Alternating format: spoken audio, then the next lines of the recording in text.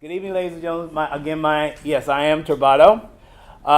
This is one of those situations where people in the room may also know me as Mr. Miller, because I am a elementary art teacher in the school system in Alachua County. And if you're old enough, you may also know me as Jimmy. Don't call me that. But nonetheless, I am here tonight as Turbado and a part of the community.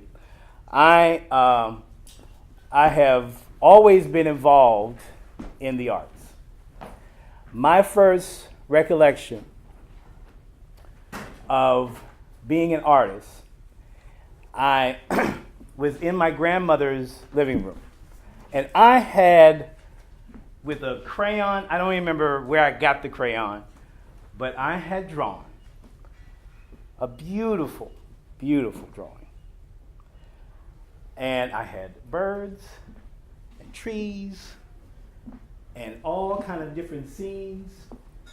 And I was so excited because I wanted my grandmother, this is one of my grandmothers, to see this drawing.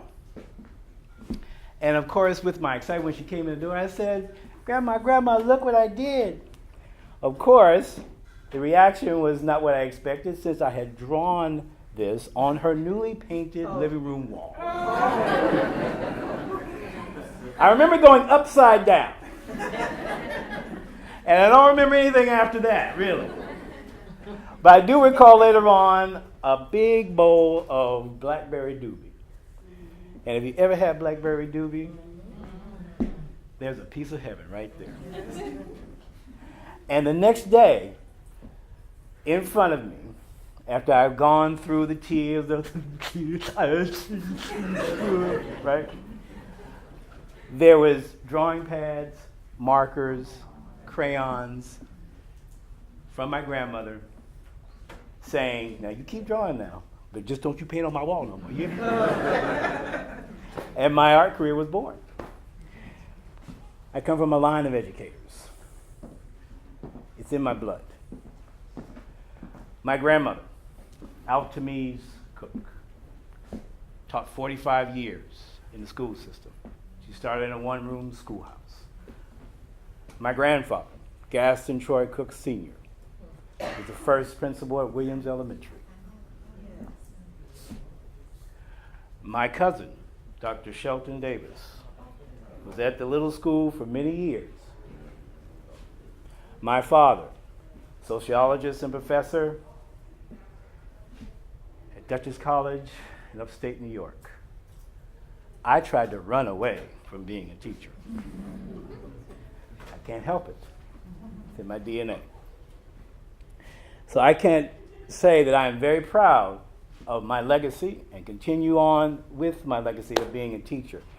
And what I'm going to talk to you about tonight, I'm glad I came first, because I'm going to talk to you tonight about how it was in my memory of growing up in regards to how education was. In my house, a house that was it's about 100+ years old, it's a historical home, and I remember always having teachers coming through. There was always teachers. My grandmother, who was one of the Excelsior matrons. Do you remember the Excelsior matrons? Yeah. Yes. The service organization, majority of them were teachers, all women. And of course, there were the Masons, which my grandfather was, the Alphas, which also had meetings there. I couldn't help, number one, being educated, and you couldn't make any mistakes with your grammar at all. You couldn't say liked it in my house. You couldn't say orange in my house. Okay? You had to speak proper English at all times. There were teachers everywhere. My godmother was a principal at A. Quinn Jones. Jordan. Yes.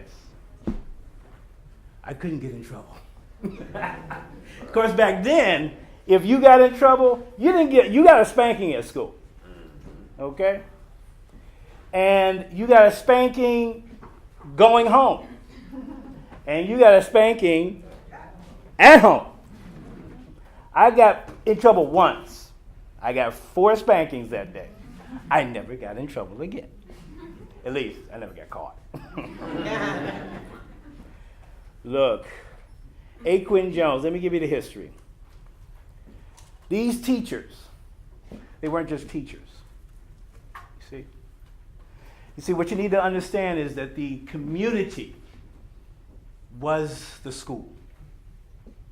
It was not just Aquin Jones.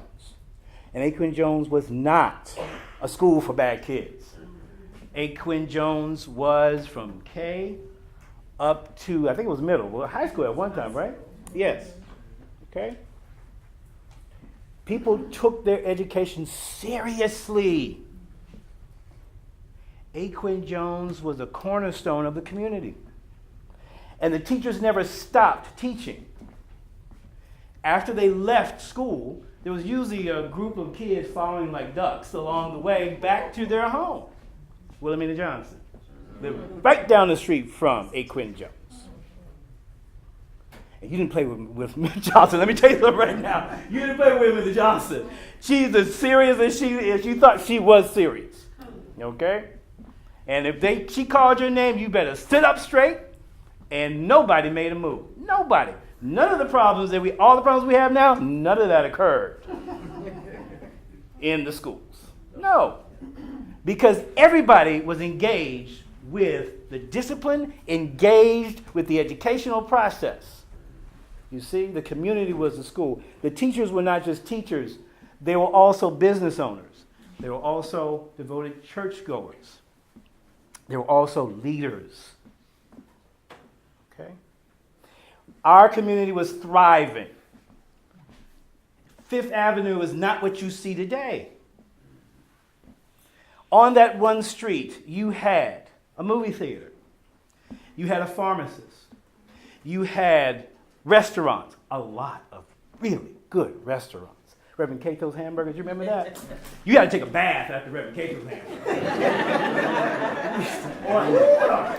Good, okay? But you also had pharmacists. You had a shoemaker. We had a shoemaker on Fifth Avenue. He would tell you, I am not a shoe repairer. No, young man, I am not a shoe repairman. I am a shoemaker. I can make any shoe you want. Can you name a shoemaker now today? Right? But the shoemakers that are making shoes are making a lot of money. Okay. So we had all this. We had this thing going on. Now I'm going to tell you about the creativity of this, because a lot of people don't understand the power of creativity. And me being an art instructor, I don't just teach art. It's not what you think it is. It's creativity. And it's in you all. Oh, I'm not creative. No. Oh, I can't draw. I'm not talking about that. I'm talking about your ability to take the idea, your epiphany, your inspiration, your vision, and turn it into a reality. That is what we had in our schools. Because you see, it wasn't teaching to the test. It was teaching you to prepare you for life. Art is for life's sake. Education is for life's sake. Because you had your life course. You used to call it home ec. But I learned how to sew. I learned how to cook. I survived on my own because I was taught that in school. There was a carpentry program. There was a mechanic program. You see? They could go right out into the world and begin the process of taking care of themselves, of taking care of their families, of taking care of being a part of a community. There were apprentices. There were mentors ready to help you move yourself up into manhood, move yourself up into womanhood. And if you did want to go through the training, you went to an HBCU. You see? Isn't it interesting how the segregation had more and the integration has less? Now we have to understand this, because this is essential not just for our community, but across the whole nation. Okay? We had this throbbing infrastructure that kept us alive. And that infrastructure produced these powerful people that we know today, produced the Martin Luther King, produced the individuals that made a change, that produced things that we use today. The stoplight, the gas mask, the zipper, the shoehorn, the telephone system. I didn't say the telephone. I said the telephone system. Okay? So you have to understand this thing was something that was powerful and is what produced the civil rights movement itself. Because we had had enough. Yes? We had had enough. Now, I was just a little baby, but I do remember the remnants of this. So you see, my father was a part of that. James C. Miller Sr., Charles Chestnut, Rosa B. Williams, Gaston Troy Cook, Al Tamiz Cook, the Chalmers.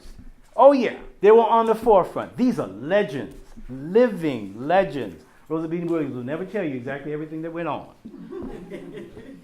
But she was right there at the forefront, bringing her little children, bringing her niece and nephew, my wife, Terry, little thing like this, going and desegregating the pools, desegregating places where hostility was just on the edge. That kind of courage came from those kind of communities. We had had enough. And we looked up, and all of a sudden, things changed. I went from A. Quinn Jones to Sidley Lanier. And Sidley Lanier wasn't a place for impaired students. It was a school. Okay? But that was a different atmosphere. I didn't know anybody. I couldn't recognize anyone. And my first experience that I remember about being in the classroom, I had a problem with math. Now, usually I would get some kind of help, some kind of assistance, but in this day, I was having problems with division, I remember. And I was raising my hand and trying to ask, please, can you help me? And I remember this clearly, how when she looked at me, and I just couldn't get it. I just couldn't understand it. And she looked at me with glaring eyes and said, it's because you are stupid. I had a math block, not just a few years, but for the rest of my life. It stopped me from getting jobs. I would go into a cold sweat if I had to deal with some kind of mathematics. How dare that woman do that to me? She had an obligation. But unbeknownst to me, there we had this whole change happening to everybody. Forced. Let's be clear, everybody. We didn't want to close our schools. We wanted equity. We wanted the same books. We wanted the same microscopes. We wanted the same uniforms. We didn't want our teachers to be taken away, and you damn sure better believe we didn't want to close our schools down. We want to be treated like human beings and U.S. citizens. Still working on that today, I think. And so there I was, in this new atmosphere.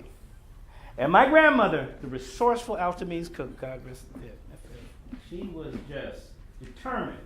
And lo and behold, I remember coming home from another trying day of sitting in the air, and I heard her say to my mother, Jimmy got into PK Young. And everybody was, yeah! What's going on? So PK Young, great school. Anybody will tell you that people who come from PK move differently in the world. Different place. It saved me. It did. At the same time, you have to remember, at that time, it still is, PK was a laboratory school. experimentation. So I remember I had trouble with reading, and there I was, all of a sudden I was placed into a room with impaired students, with people with clear mental conditions. And I couldn't understand why all of a sudden I had to go there instead of my regular classroom. You see, now looking back, I realized I was being experimented.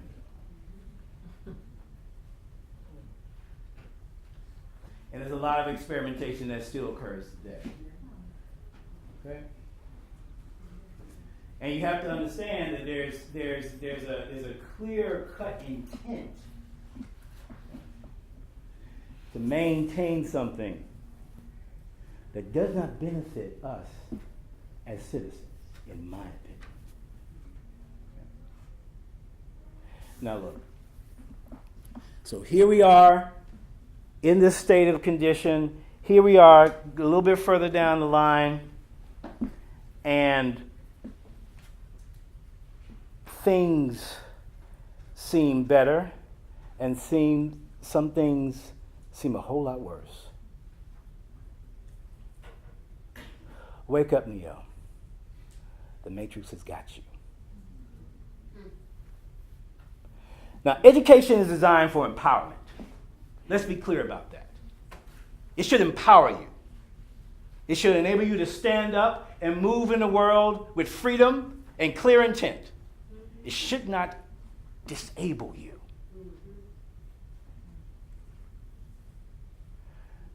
Let's be clear. Education is a right. It is not a privilege. And it is not a commodity. Neither is health. Neither is education. So we went from thriving community to a dismantled community. There was no mistake about that. To maintain the moral fiber of the South,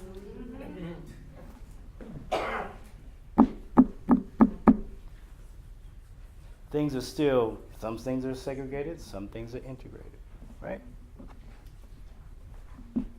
A lie agreed upon. We've got to do something about it. Education is not a commodity. These numbers are not signs or proof of incompetence or inability.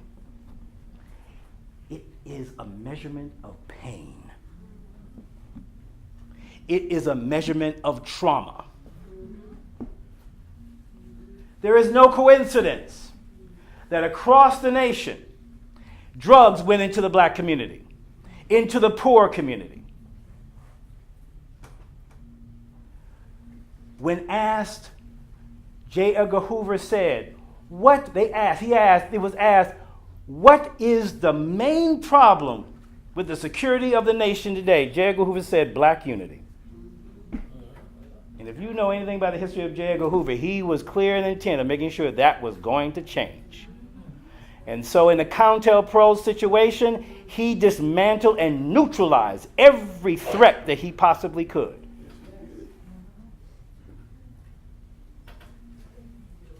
All of a sudden, drugs came in our community. And I remember, all of a sudden, these strangers in my community coming from, who are you? I remember men literally running through my mother's house because they were getting away from the police. Pleasant Street was where I grew up, and it is not, and it never has been, a ghetto. But yet, all of a sudden, these strangers are in my community, selling something that is doing nothing but destroying it. Did it happen on the West End? No. Did it happen just here? No. Then all of a sudden, there's that G word that nobody wants to talk about. Gentrification. And class trumped race. The ones that could leave, left. The ones that couldn't, stayed. In my community today, see how education goes into justice and goes into housing. Wow, look at that. And now my community that was 100% African American is now 5%. And that's across the nation, ladies and gentlemen, across the nation. Congratulations, J. Edgar Hoover. You are successful. You are cheering in your grave. But our communities are suffering. And it's not just our communities, ladies and gentlemen. It's everybody. Why? Because we're connected. Because we're human beings. You can't talk about my child anymore. My child goes to Oklahoma. My child goes, I don't know what you're talking about. Yes, you do. We're connected. Stop pretending that that's not an issue. Please understand, I will always be dedicated as an instructor, as a teacher, but I will not teach something that is not real. I praise any teacher right now dealing with the system. They are dedicated teachers and they work hard, no matter what ethnicity. They're there to do what must be done. But if they don't know the information they're giving is not necessarily effective, what are they going to do? It's a ridiculous notion to teach to the test. It's a ridiculous notion to think that teaching to a test is going to help anybody, no matter how many different ways you do it. No matter how many different ways you melt it, send it through, recycle it, put it around, relabel it, it's still the same thing. Stop it. We need to stop it. This is the call to arms. We need to stand up and say we will not allow this to happen to our children, to our nation any longer. You all have a right to be empowered, and you all have a right to be in a situation where our children have a right to be educated properly, to move in the world with independence. And to add to what this young man here wrote, this excellent book, I'm going to add to your elephant story. An elephant that does not know who, a young elephant that has been abandoned by its tribe or does not have a sense of connection to the herd will go on a rampage. He will be angry. He will tear apart. He will have no boundaries. But the benevolence of the elephant, usually an older elephant, will adopt that young elephant and teach it how to be an elephant. And the anger goes away. The animosity goes away. Give us the power to teach our children how to stand up and be human beings. So the anger goes away. So the animosity goes away. When you know something, going back to art, it's about trust. But if you don't trust yourself, you will trust nothing. If you don't know how to hold a pencil correctly, if you don't know how to hold scissors correctly, and you're asking us to get this every day, help me. Do this for me.